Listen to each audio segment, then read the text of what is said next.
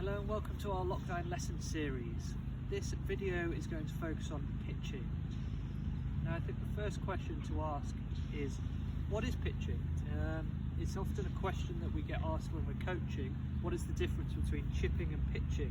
And I think the easiest way to describe that is, characteristics of a pitch shot are whereby the ball travels further in the air than it does roll.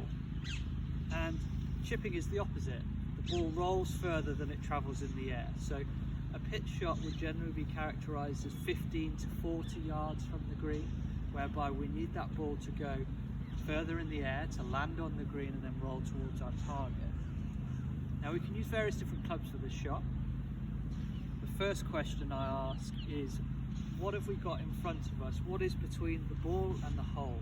You know, can we get that ball up in the air to land on the green? Do we need to go over a bunker, some rough? Can we roll the ball towards the target? So generally I would use my sand wedge or my pitching wedge, or your gap wedge if you have one, but you want something with a little bit more loft on it. So what I'm going to do is just talk through basic fundamentals of what I'm looking for when we're playing this shot to give us a good strike. Now the strike is the most important element, because if the strike's consistent, then you can start to control your distance. Now the pitch shot is a little bit more difficult because the swing length varies. Now there's no science to say if I swing back X, then the ball goes X. You know, I think about it as a field shot. If I was to throw a ball from A to B, I wouldn't think about how far back and through I go, I would just do it. Now that's how I think about these pitch shots. You know, we don't want to get too caught up on robotic movements. It's a field-based technique. So to get more control over the club, we're just going to grip down it slightly, only an inch or so. We're not going to go to the bottom of the grip, we're just going to go down it an inch or so, just to give us a bit more control. We want control of the club face and we want control of the speed of the movement, so that's going to offer us that. In terms of our setup, I like to see the feet as wide as your hips.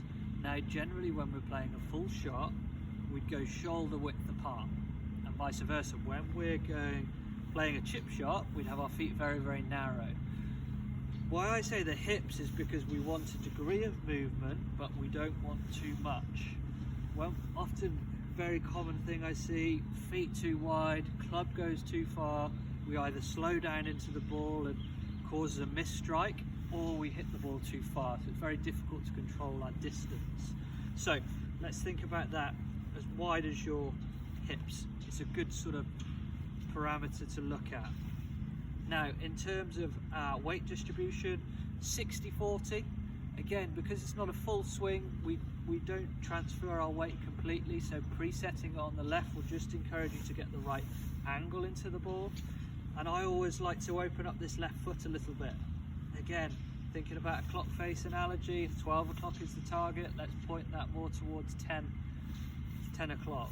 That's going to, again, it's going to help you get through the ball, clear those hips, which again, very common thing to see is if people don't turn through the ball, they compensate and they use their wrists and their weight finishes backwards. Again, very difficult to control the loft, very difficult to get the right strike, very difficult to get the right distance control. So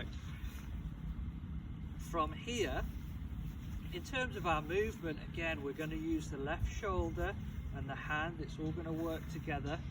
Now, the length of swing is obviously dependent upon how far we want to go, that ball to go. Like I say, I don't think of it as a robotic movement. I think of it as a field-based exercise. So when we get back to playing golf, come and spend some time on the chipping area. You know, hit those shots from different distances and just take note. How far do my hands go in relation to my body? So I know that when my hands are level with my hips with a sand wedge, my shot is about 30 yards. So again, I know that through practice. But again, as we're moving back, we're using all of our body to turn, not just our wrists and our hands. Really important. We want to keep everything connected. Final point. Again, very common thing is to push the handle forward. When I push the handle forward, de-lofts the club. That ball is going to come off a lot quicker with less loft. Again, makes it harder to control our distance. So, let's give this a go. can see ball in the centre, feet as wide as my hips, turn that left foot out a little bit. Let's try and keep that club in the centre, and then I'm going to practice my 30-yard shot, which I know is hands in line with my belt, and then through. So you can see when I finished, I've kept the same distance from the ball as I started. My hands and arms are extended, but my weight has moved through and my body is now facing the target. Again, a common mistake that we see is this way. It's not what we want. It's not going to give you a good contact. It's going to make your distance control very difficult. But give those fundamentals a go and let's see if we can improve your pitching.